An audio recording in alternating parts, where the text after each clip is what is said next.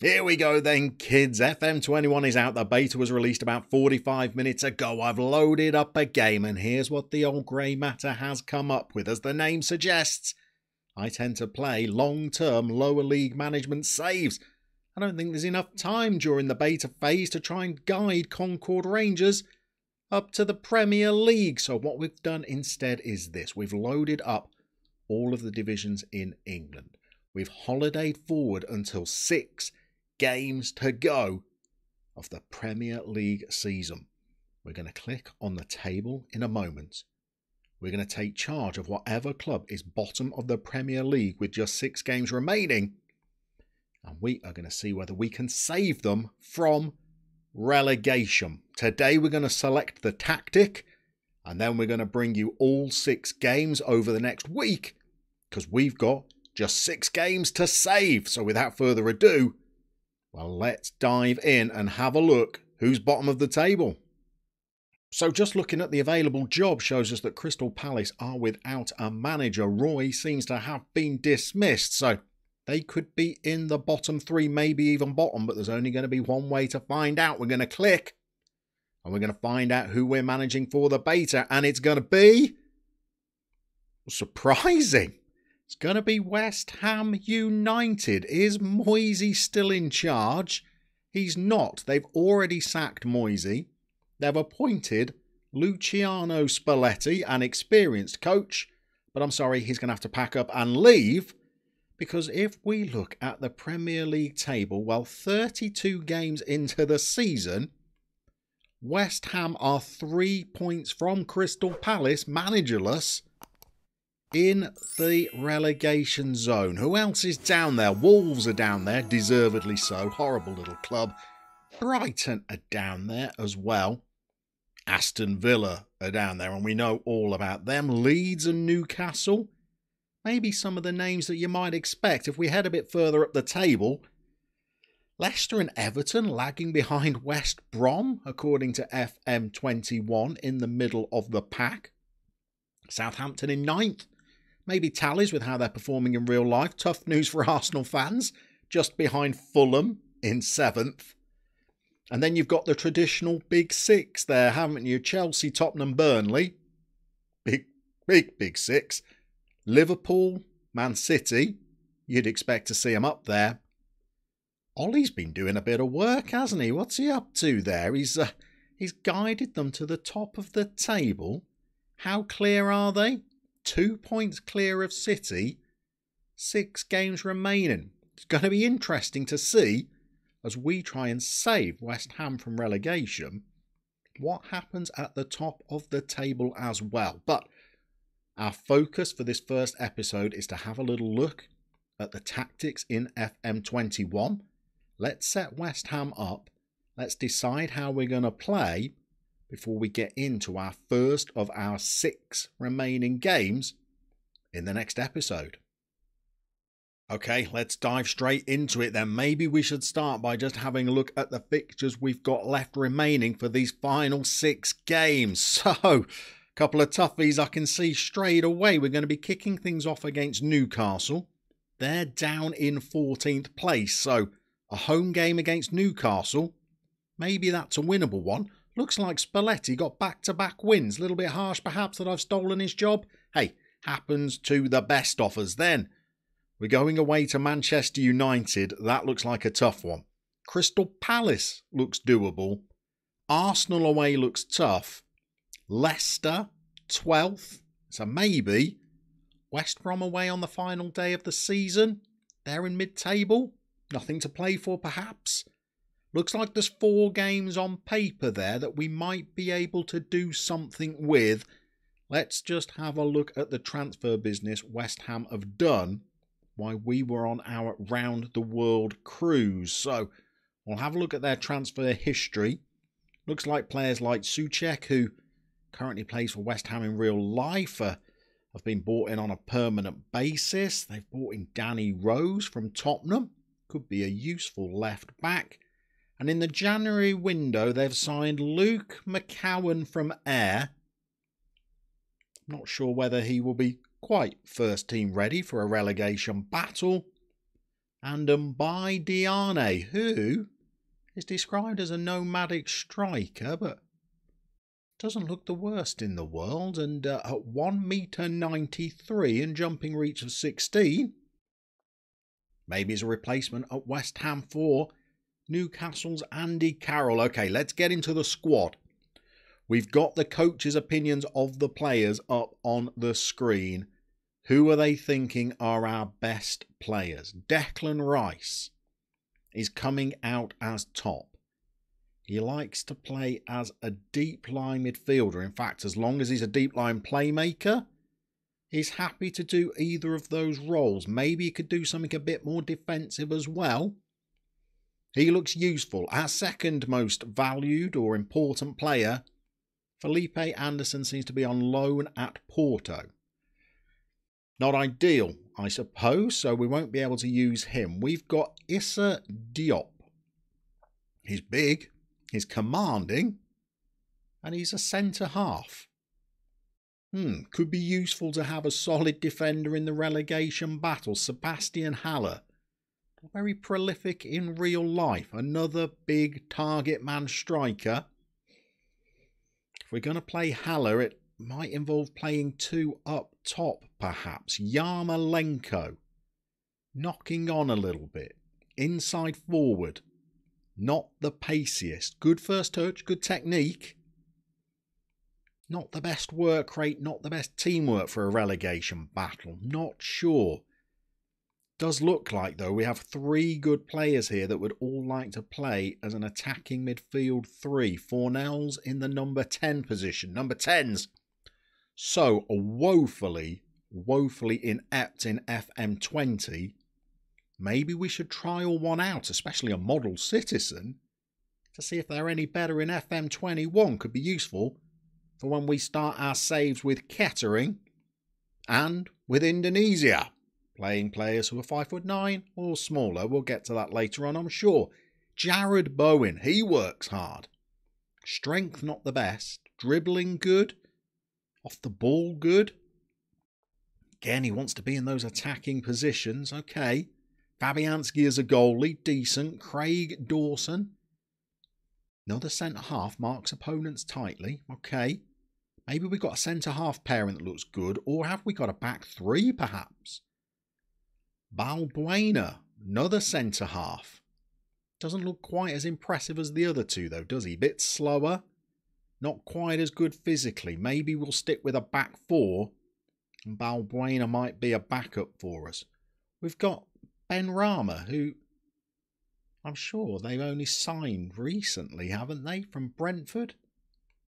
Oh, okay, so that is the loan that we have agreed to sign. I thought they'd perhaps brought him in and not signed him. Okay, we've got Ben Rama in the squad. Is he any good? He's okay, but again, he wants to play in these attacking wing positions. Whatever formation we play might need to involve three attacking midfielders. Maybe with Declan Rice in the middle with somebody else. Then we've got that Diana, who they bought in during the transfer window in January. George Edmundson. Not a player I've ever heard of, to be honest. They've bought him in from Rangers after a spell at Oldham. Okay. Mikel Antonio is unregistered. That would seem a little bit of an oversight. He's on the transfer list. He's wanted by, is that a Chinese club? And they've not registered him for the Premier League season. We might have to have a look to see whether we can do something about it or whether it's too late. Souček. Physically, God, this guy is good, isn't he? Good mentals as well. Box-to-box midfielder in a central midfield two with Declan Rice. Danny Rose there as a left back. We've got Vladimir Kufal. Doesn't look a terrible right back. Granted, this is not the normal level I start off playing. Compared to the Northern Mariana Islands, these players are all looking pretty good to me. Okay, let's get into the tactics and have a look how it works. Looks like pretty much like FM20 so far. We're going to create our own style. And that style is going to be, I'm thinking, tentatively, a 4-2-3-1 wide. Let's start seeing who we might put in this team. Fabianski is looking like the first choice goalie. I know a bit about Darren Randolph, being a Birmingham City supporter. He's going to be all right for the bench. Don't think he's the man for a relegation battle. Two options at left back. We've got Aaron Creswell or we've got Danny Rose. The one big advantage of Danny Rose is that he gets on Jose Mourinho's nerves, which is a plus. And I think he's got the mildly better attributes. Gets forward whenever possible. Could be useful if we're trying to pick up points. Draws are not going to help too much. We need to get a couple of wins. Let's tentatively put him in the side. Then at right back, we're a little bit short. Craig Dawson, I would imagine, is a pretty defensive option. No nonsense centre back he wants to be at right back. A no nonsense full back. Okay. I think maybe tentatively we might go with Kufal for the moment there. We're going to bring in Diop as a centre-back and we're going to bring in Dawson as a centre-back. Are either left-footed? They're not. Dawson wants to also play at right-back, but he's the more two-footed of the two, so I think we'll keep him there. What are we going to do in the midfield then? I'm thinking we're going to get Declan Rice in and we're going to get Souček in, who I thought looked pretty decent. Not a bad little player, this guy. What are we going to do in the attacking positions then? We're going to go Fornals. We're going to go Yarmolenko, Benrahma, Fredericks. Yarmolenko was a little bit paceless. Maybe Benrahma's a little bit better. We'd want to be a conventional winger out over there. Maybe we could do that. And over this side, Jared Bowen looks like a good option. And then as a striker, this is where it doesn't look great, does it really? Yarmolenko can play there. Pace and acceleration of 13 and 12. And he's more naturally a wide player. I'm not sure. Haller was rated the most highly. I guess he's got a bit of pace. How many goals has he scored so far in this season? 8 in 30. Backing up last season, 7 in 32. He's not prolific, is he? Does link up well with the number 10 though, Fornals. They've already got a little bit of chemistry. Maybe that's going to be important. Less bedding in. Diane is, again, not too bad physically. I'm tentatively saying we're going to go with Sebastian Haller. What roles are we going to do? I think we need some penetration from the wide positions. So I'm thinking we'll go a full-back on one side where we're going to play a winger. And we'll do something slightly more attacking. This is new, isn't it? They're giving you a little overview of how they might function or how they might perform with the roles that you're going to give them. So if we go with a wing-back on support, what is that actually going to look like? They're going to be tracking forward. Still got a winger ahead of them.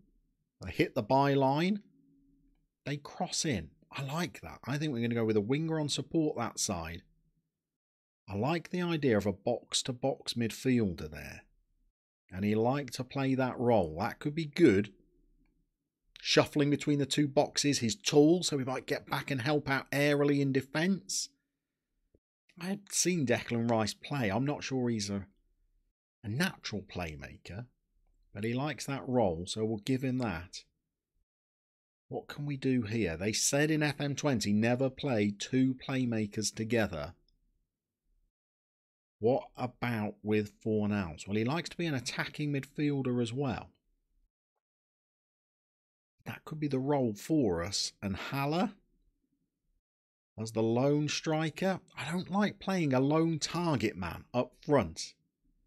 He can also be a deep lying forward. At a push, he could be an advance forward. Could be a pressing forward. Now, pressing forward is a role that lots of people rated in FM20, and honestly, I never got it working all that well. Maybe we'll have a look at it in FM21, see how it plays. Now, I'm looking at this and thinking, Haller is the only player on an attack function. And we did say we wanted Bowen maybe to be an inside forward. So shall we make that a second attack function? And then let's have a look. This is all looking pretty FM20 so far, isn't it? I think it's in the match engine where things might have changed a little bit more. What are we going to do out of possession? We know how important closing down and pressing was in FM20. Is it going to be the same in FM21? We'll check it out. I think we're going to play a standard line, drop the line of engagement a little bit, draw the opposition onto us. As we're bottom of the table, I think they're going to want to attack us anyway. We'll try and leave a little bit of space for those wide players to move into. See how that goes. In transitions, what are we going to be like? Counter-pressing as a team bottom of the table, I think, could be risky. Certainly counter-attacking we want to do. And I hate it in any version of FM21 when the goalkeeper just routinely returns the ball to their defensive line. So I think we'll play out from the back. Very David Moyes. What are we going to do when we've got the ball? We're going to be a little bit more direct. We're bottom of the table. We're going to play with a little bit of tempo. We've got a big target man up front, even though we're playing as a pressing forward.